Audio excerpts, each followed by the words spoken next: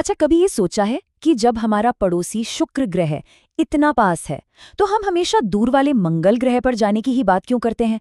या फिर स्पेस में असल में कैसी महक आती होगी? तो आज हम ऐसे ही कुछ बड़े अजीब सवालों के वैज्ञानिक जवाब ढूंढने वाले हैं। ये दो सवाल हमें एक बहुत ही मजेदार सफर पर ले जाने वाले हैं। एक सवाल हमें सोलर सिस्टम के उन कोनों में ले जाएगा जो देखने में तो अपने से लगते हैं पर हैं बहुत जानलेवा। और दूसरा, वो हमें हमारी ही किस्मत के आईने में झांकने का मौका देगा।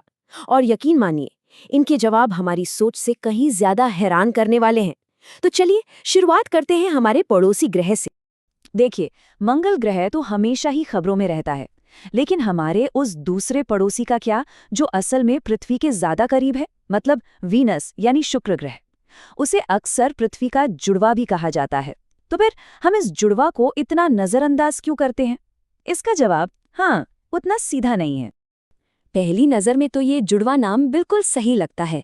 आप देखिए इसका साइज, वजन और ग्रेविटी। कमाल की बात है कि ये सब हमारे ग्रह से काफी मिलते जुलते हैं।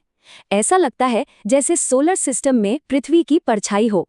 लेकिन ये तो कहानी की बस शुरुआत है। क्योंकि ये सारी समानताएं बस यहीं तक हैं। इन बादलों के नीचे एक असली नर्क छिपा है। टेम्परेचर इतना ज्यादा कि लोहा सीसा तक पिघल जाए। हवा में जहरीली कार्बन डाइऑक्साइड भरी है। और वहां पानी की नहीं, बल्कि सल्फ्यूरिक एसिड की बारिश होती है। मतलब अगर कोई इंसान बिना किसी सुरक्षा के वहां उतर जाए तो वो पल भर में कुचल जाएगा, जल जाएगा और पूरी तरह घुल जाएगा। पर सोचिए, इस दहकते हुए नर्क के बीचों बीच खूबसूरती का एक छोटा सा लम्हा भी है। जो कुछ स्पेस प्रोब्स वहां कुछ देर तक टिक पाए, उन्होंने शुक्र ग्रह पर सूर्यास्त की तस्वीरें भेजी, और वो देखने में हैरान करने वाला एक बेहद खूबसूरत नीला रंग था। एक जानलेवा दुनिया में छिपा एक छोटा सा हीरा। तो एक दूसरे ग्रह के सूर्यास्त को देखने से अब हम आते हैं हमारे एक और सेंस पर, हमारी सूंघने की शक्ति। और यहीं से एक और मजेदार पहेली सामने आती है। हम सब जानते हैं कि स्पेस एक वैक्यूम है, मतलब वहां हवा नहीं है। तो लॉजिक तो यही कहता है कि वहां कोई गंध नहीं होनी चाहिए, या होनी चाहिए। और यहीं पर तो सारा कन्फ्यूजन है। देखिए, किसी भी चीज को सूंघने के लिए हमें ऐसे मॉलिक्यूल्स चाहिए होते हैं जो हवा के जरिए हमारी नाक तक आएं।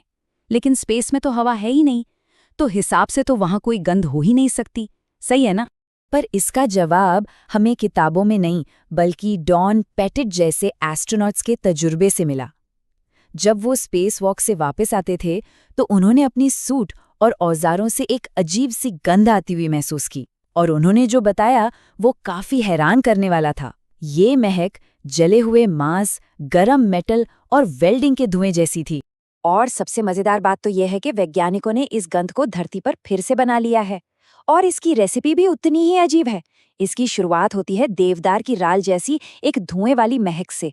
फिर इसमें सूखे मांस जैसी गंध मिलाई जाती है। और सबसे दिलचस्प, इसमें एथिल फॉर्मेट नाम का एक केमिकल मिलाया जाता है। वही केमिकल जो रस भरी और रम को उनकी मीठी मेटालिक गंध देता है। नतीजा, बारबेक्यू और फलों का एक कॉस्मिक मिक्स। और ये सिर्फ कोई मजेदार एक्सपेरिमेंट नहीं है। नासा असल में इस गंध का इस्तेमाल एस्ट्रोनॉट्स को ट्रेनिंग देने के लिए करता है। ये एक तरीका है उन्हें स्पेस के माहौल के लिए तैयार करने का, ताकि जब वो सच में वहां जाएं तो वो अनजान दुनिया थोड़ी जानी पहचानी लगे। तो हमने अपने सोलर सिस्टम को देखा और अंतरिक्ष की गंध को भी महसूस किया। लेकिन शायद सबसे बड़ा रोमांच तो वो है जो हमारा यानी इंसानों का इंतजार कर रहा है। स्पेस के लिए खुद को ढालना तो बस एक शुरुआत है। ये हमें एक बहुत गहरे सवाल पर ले आता है। आज से 1000 साल बाद हम क्या बन जाएंगे? हम अक्सर सोचते हैं कि एवोल्यूशन यानी विकास लाखों साल पहले की बात है, लेकिन सच तो ये है कि ये अभी भी इसी वक्त हो रहा है। बस पिछले 130 सालों को ही देख लीजिए। हमारी औसत लंबाई बढ़ गई है और हम पहले से कहीं ज्यादा जीते हैं। विकास रुका नहीं है, वो बस लगातार चल रहा है। तो एक संभावना तो ये है कि जो ट्रेंड्स अभी चल रहे हैं वो आगे भी चलते रहेंगे। हमारी लंबाई और उम्र बढ़ती रहेगी, और हमारे शरीर बदलते माहौल के हिसाब से ढलते रहेंगे। जैसे बढ़ती गर्मी और यूवी किरणों की वजह से गहरी स्किन हमें धूप से बचाने के लिए एक बड़ा फायदा बन सकती।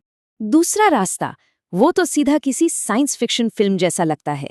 इंसान और मशीन का मिलन। इस भविष्य में हम सिर्फ टेक्नोलॉजी का इस्तेमाल नहीं करेंगे, बल्कि हम खुद टेक्नोलॉजी बन जाएंगे।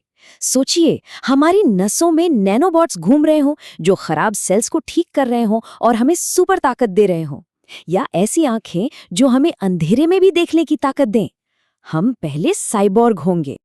और तीसरा रास्ता हमें इस दुनिया से बाहर ले जाता है। अगर हम मंगल पर बस जाते हैं तो वहां इवोल्यूशन के नियम ही बदल जाएंगे। कम ग्रेविटी की वजह से हमारा शरीर लंबा और पतला हो सकता है। वहां सूरज की रोशनी कम है तो ज्यादा रोशनी पकड़ने के लिए हमारी आंखों की पुतलियां बड़ी हो सकती हैं। और वक्त के साथ मंगल पर पैदा हुए इंसान शायद हमसे इतने अलग हो जाएं कि वो इंसानियत की एक नई शाखा ही बन जाएं। ठीक है, तो अब आते हैं हमारे आखिरी सवाल पर। चलिए, साइंस फिक्शन फिल्मों की एक बहुत पुरानी धारणा को परखते हैं। क्या स्पेस के वैक्यूम में सच में बात करना मुमकिन है? इसका बेसिक साइंस बहुत सीधा है। आवाज एक वाइब्रेशन है और उसे सफर करने के लिए हवा या पानी जैसे किसी मीडियम की जरूरत होती है। अब क्योंकि स्पेस एक वैक्यूम है, वहां कोई मीडियम है ही नहीं, तो बिना टेक्नोलॉजी के आवाज के जरिए बात करना नामुमकिन है। तो फिर एस्ट्रोनॉट्स कैसे बात करते हैं?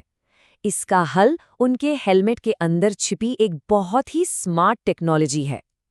पहले एक माइक उनकी आवाज को पकड़ता है, फिर एक ट्रांसमीटर उन साउंड वेव्स को रेडियो वेव्स में बदल देता है। ये रेडियो वेव्स फौरन वैक्यूम से होकर दूसरे हेलमेट तक पहुंचती हैं और वहां एक रिसीवर उन्हें वापस आवाज में बदल देता है। मतलब ये एक तरह से हेलमेट बात करने वाला एक मिनी रेडियो सिस्टम है। तो आखिर में ये सारी बातें हमें उसी एक सबसे जरूरी सवाल पर वापस ले आती हैं। हमारा भविष्य क्या है? क्या हम इसी धरती पर अपनी बनाई मशीनों के साथ एक हो जाएंगे, या हम किसी और दुनिया पर जाकर वहां के एलियन बन जाएंगे? इंसानियत का भविष्य अभी लिखा नहीं गया है। सवाल यह है कि हम जाना कहाँ चाहते हैं।